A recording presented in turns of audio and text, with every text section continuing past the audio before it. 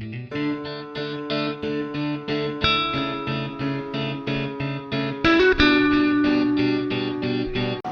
morning children, this is your Hindi Pavni book of class 5th. Today we will discuss lesson number 8 पिता का पत्र, page number 70। यह पत्र भारत के प्रथम प्रधानमंत्री श्री जवाहरलाल नेहरू ने अपनी पुत्री इंदिरा को जेल से लिखा, क्योंकि देश की आज़ादी के लिए वह कई बार जेल गए और उनको अपनी पुत्री इंदिरा से दूर रहना पड़ा। इसीलिए वे अपनी पुत्री को पत्र लिखकर दुनिया के देशों और घटनाओं के बारे में अवगत कराते रहते थे। तो आइए जानें इस पत्र में उन्होंने इंदिरा को क्या क्या जानकारियाँ दी। पिता का पत्र। इलाहाबाद, जून 1928। प्रिय इंदिरा, जब तुम मेरे साथ रहती हो तो अक्सर मुझसे बहुत सी बातें करती हो और मैं उनका जवाब देने की कोशिश करता हूँ, लेकिन अब जब तुम मसूरी में हो और मैं इलाहाबाद में, हम दोनों उस तरह बातचीत नहीं कर सकते। इसलिए मैंने इरादा किया है कि कभी कभी तुम्हें इस दुनिया की और उन छोटे बड़े देशों की जो इस दुनिया में हैं छोटी छोटी कथाएं लिखा करूं। तो बच्चों, यह पत्र जवाहरलाल नेहरू ने इलाहाबाद जेल से जून 1928 को अपनी पुत्री इंदिरा को लिखा। वो कह रहे हैं अपनी पुत्री इंदिरा से कि जब तुम मेरे साथ रहती हो तो अक्सर मुझसे बहुत से प्रश्न करती हो, बहुत सी बातें करती हो और मैं उनका जवाब देने की कोशिश भी करता हूँ, लेकिन अब जब तुम मसूरी में हो और मैं इलाहाबाद में तो यह संभव नहीं है, हम उस तरह से बातचीत नहीं कर सकते। इसलिए मैंने सोचा है, इरादा किया है कि कभी कभी तुम्हें इस दुनिया की, यानी दुनिया मीन्स संसार, इस संसार की और छोटे बड़े देशों की जो इस संसार में हैं उनकी छोटी छोटी कथाएं लिखा करूं। मैं आज तुम्हें सभ्यता का कुछ हाल बताता हूँ। इसके पहले हमें यह समझ लेना चाहिए कि सभ्यता का अर्थ क्या है। कोश में इसका अर्थ है अच्छा करना, सुधारना, जंगली आदतों की जगह अच्छी आदतें पैदा करना। इसका व्यवहार किसी समाज जाति के लिए ही किया जाता है। आदमी की जंगली दशा को बर्बरता कहते हैं। सभ्यता बिल्कुल इसकी उल्टी चीज़ होती है। हम बर्बरता से जितनी दूर होते जाते हैं उतने ही सभ्य होते जाते हैं।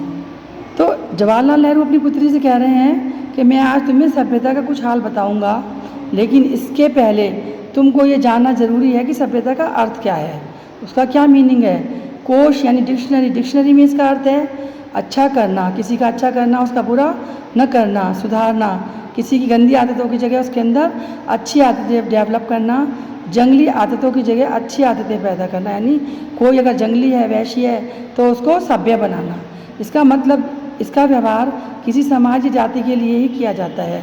सभ्यता का जो व्यवहार है किसी समाज या जाति के लिए ही कर सकते हैं। आदमी की जंगली दशा को बर्बरता कहते हैं, यानी आदमी के वैश्यपन को हम बर्बरता कहते हैं, जंगलीपन को। सभ्यता बिल्कुल इसकी उल्टी चीज़ है। सभ्यता और बर्बरता दोनों ऑपोजिट हैं। हम बर्बरता से जितनी दूर होते जाते हैं उतने ही सभ्य हो जाते हैं। तुम्हें मालूम है कि कई साल पहले एक बड़ी लड़ाई हुई थी। दुनिया के बहुत से देश इसमें शामिल थे।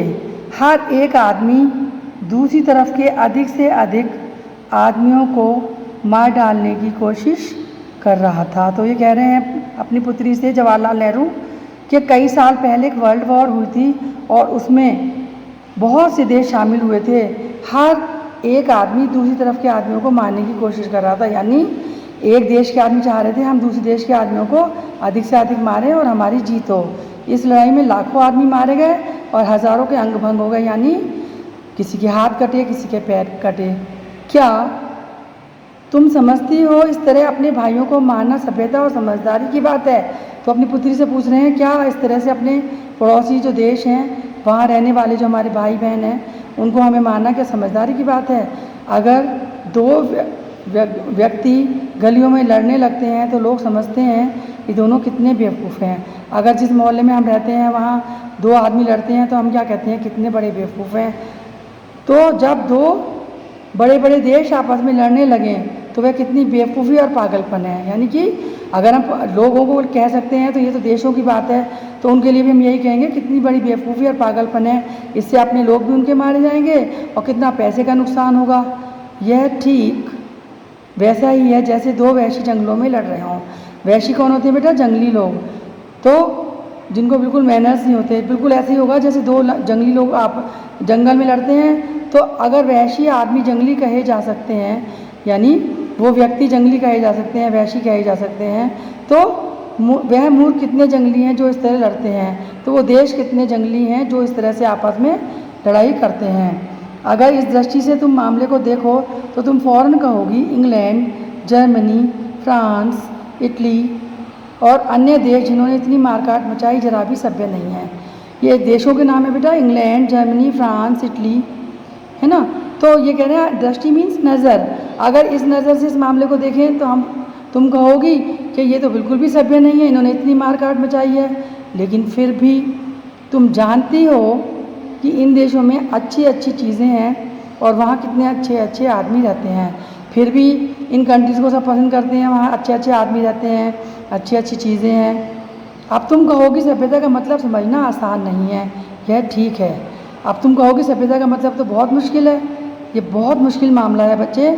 अच्छी अच्छी इमारतें यानी बिल्डिंग्स, अच्छी अच्छी तस्वीरें, फ़ोटो, किताबें, बुक्स और अच्छी अच्छी तरह की खूबसूरत चीज़ें जो देखने में सुंदर लगें सभ्यता की पहचान हैं। मगर एक भला आदमी जो स्वार्थी नहीं है और सबकी भलाई के लिए दूसरों के साथ मिलकर काम करता है, सभ्यता की इससे भी बड़ी पहचान है।